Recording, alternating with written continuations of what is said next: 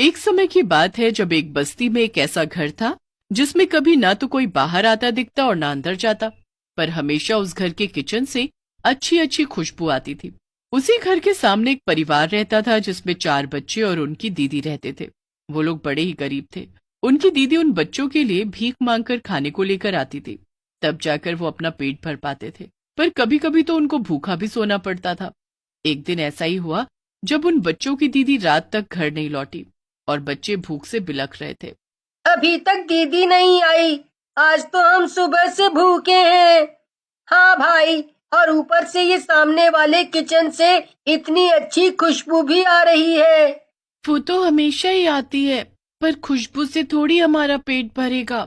हाँ सही बात है, अब तो दीदी के आने का इंतजार करो बस। एक काम करता हूँ, सामने जाकर एक बार आज जाकर देख ही आता हूँ कि आखिर इस घर में कौन है जो कभी दिखता तो है नहीं, पर खुशबू इतनी अच्छी आती रहती है। आखिर वहाँ कौन बनाता है इस सामने वाली किचन में। चल पागल है क्या, चुपचाप यहीं रह। क्या पता कोई खड़ूस औरत रहती हो और तुमको भगा दे। भगा दिया तो भगा दिया, क्या फर्क पड़ता है। पर एक बार कोशिश तो करने दो।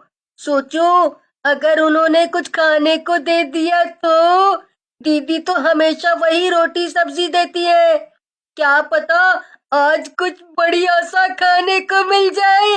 पप्पू हिम्मत करके सामने किचन की खिड़की के बाहर जाकर खड़ा हो जाता है। किचन से खटर पटर की खूब तेज तेज आवाज आ रही होती है। पप्पू अंदर झांक कर देखता है पर उसे कोई दिखाई ही नहीं देता। फिर से बर्तनों की आवाज आती है। पप्पू को समझ नहीं आता, इसलिए वो जोर से आवाज देता है। पप्पू की आवाज लगाते ही किचन से आवाज आनी एकदम बंद हो जाती है, पर फिर भी खिड़की से कोई नहीं झांकता। अब पप्पू ठान ही लेता है कि वो आज अंकल से बात करके ही जाएगा और इसलिए वो घर में चुपचाप घुस जाता है। जब पप्पू घर के अंदर का नजारा देखता है तो उसके होश उड़ जाते हैं।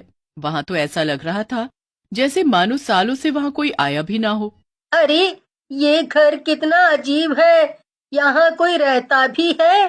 घर की हालत देखकर तो लग रहा है जैसे सालों से घर बंद पड़ा हो। खैर, मुझे क्या, मुझे तो किचन में जाना है। पप्पू इधर उधर ढूंढता हुआ किचन में पहुंच जाता है। किचन में एक आदमी पीठ करके खड़ा हुआ होता है जो गैस पर कुछ पका रहा होता है। Uncle, uncle. पप्पू की आवाज सुनकर वो आदमी जैसे ही पलटता है, पप्पू वहीं जमीन पर गिर जाता है और जोर जोर से रोने लगता है। भूत, भूत, बचाओ, माँ बचाओ। क्या हुआ बच्चे, तुम मुझसे डर क्यों रहे हो? क्योंकि आप एक भूत हो। भूत से नहीं डरूंगा तो किससे डरूंगा। पर मैंने तो तुमको डराया ही नहीं। नहीं नहीं, आपने मुझे अभी डराया है। प्लीज मुझे जाने दो। पर मैंने तो तुमको रोका भी नहीं है। तुम मुझसे डरो मत, मैं तुमको कोई नुकसान नहीं पहुंचाऊंगा। नुकसान नहीं पहुंचाओगे? ऐसा कैसे हो सकता है? भूत तो इंसान को मार देते हैं और उनको खा भी जाते हैं। हाँ, पर वो बुरे भूत होते हैं। मैं बुरा भूत नहीं हूँ और मैं तुमको क्यों खाऊंगा। देखो, मेरे किचन में देखो कि वहाँ कितना कुछ है खाने को, तो मैं तुमको या किसी को भी क्यों खाऊंगा। क्या सच में? भूत उस बच्चे को अपने किचन के अंदर लेकर जाता है और वहां पूरे किचन में तरह तरह के पकवान और मिठाई देखकर पप्पू की आंखें चमक उठती हैं। वाह, यहाँ तो बहुत कुछ है। मेरे तो मुंह में पानी आ रहा है। तो फिर खा लो जो भी तुमको खाना हो। क्या सच में मैं ये सब खा सकता हूँ? हाँ, बिल्कुल खा सकते हो। पप्पू को पहले ही बड़ी तेज भूख लग रही होती है, इसलिए वो खाने पर टूट पड़ता है। वो पागलों की तरह सब कुछ ऐसे खा रहा होता है जैसे जन्मों जन्मों का भूखा हो। पप्पू खा खा कर अच्छे से पेट भर लेता है और फिर उसे अचानक याद आता है कि घर पर उसके भाई बहन भी भूखे हैं। पप्पू एकदम उदास हो जाता है। क्या हुआ, तुम उदास क्यों हो गए? अभी तो बड़े खुश थे। वो, मेरे घर पर और भी भाई बहन हैं जो सुबह से भूखे हैं। मैंने तो सब खा लिया, पर तो एक काम करो, तुम ये सब उनके लिए भी खाने के लिए ले जाओ, पर मेरी एक शर्त है। वो क्या? तुम मेरा सच किसी को भी नहीं बताओगे, किसी को भी नहीं। मैं नहीं चाहता कि किसी को मेरा सच पता चले। ठीक है, मैं आपसे वादा करता हूँ कि मैं आपके बारे में किसी को नहीं बताऊंगा, अपने भाई बहन को भी नहीं। इतना कहकर पप्पू खाने का सब सामान उठाने लगता है। वो जितना हो सके उतना खाना उठाकर घर आ जाता है। पप्पू के हाथ में इतना सब देखकर सारे भाई बहन खुशी से चिल्लाने लगते हैं। अरे वाह पप्पू, तूने तो कमाल ही कर दिया। जल्दी मुझे खाने को दे, बहुत भूख लग रही है, अभी तक दीदी भी नहीं आई। सारे बच्चे खाने पर टूट पड़ते हैं, भरपेट खाना खाते हैं।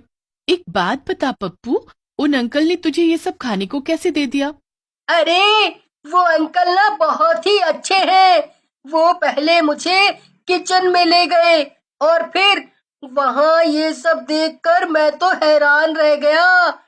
फिर उनको जैसे ही मैंने बताया कि मैं सुबह से भूखा हूँ, तो उन्होंने मुझे बड़े प्यार से बोला कि जो खाना है खा लो। अरे वाह, इतने अच्छे अंकल हमारे घर के सामने रहते हैं और हम कभी उनसे मिल भी नहीं पाए। चलो हम उनको थैंक यू बोलकर आते हैं।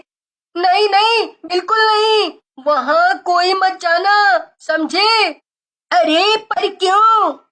वो अंकल कोई जरूरी काम कर रहे हैं, उनको गुस्सा आ गया तो फिर दोबारा कभी ये सब खाने को नहीं देंगे।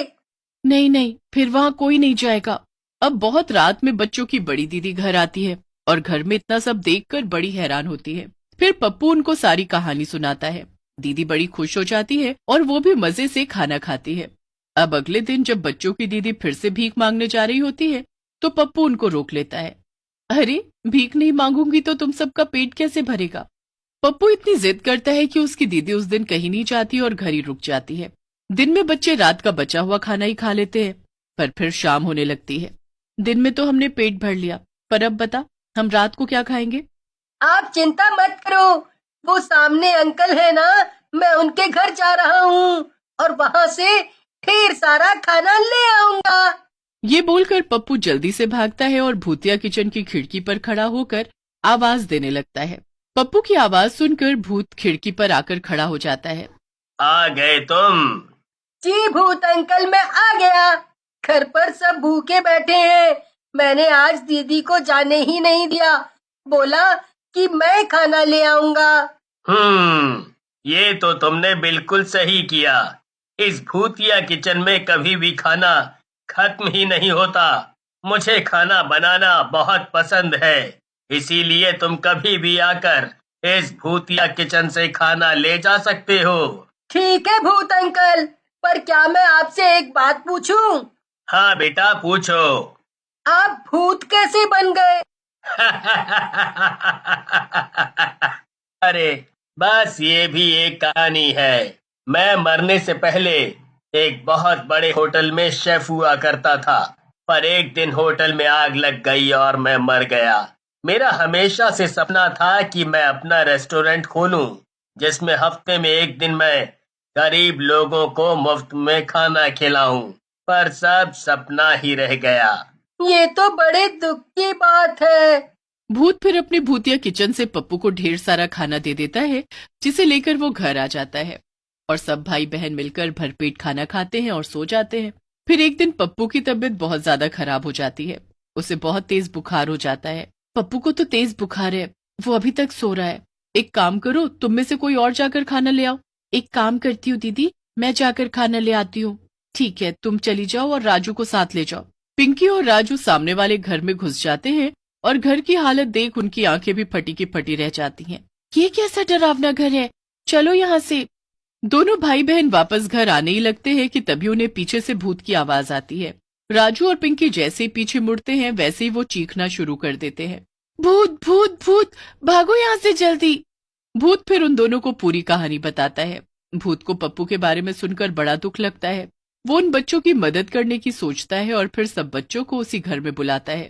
पहले सब बच्चे डरते हैं, पर उन्हें समझ आ जाता है कि वो भूत उनकी मदद करना चाहता है।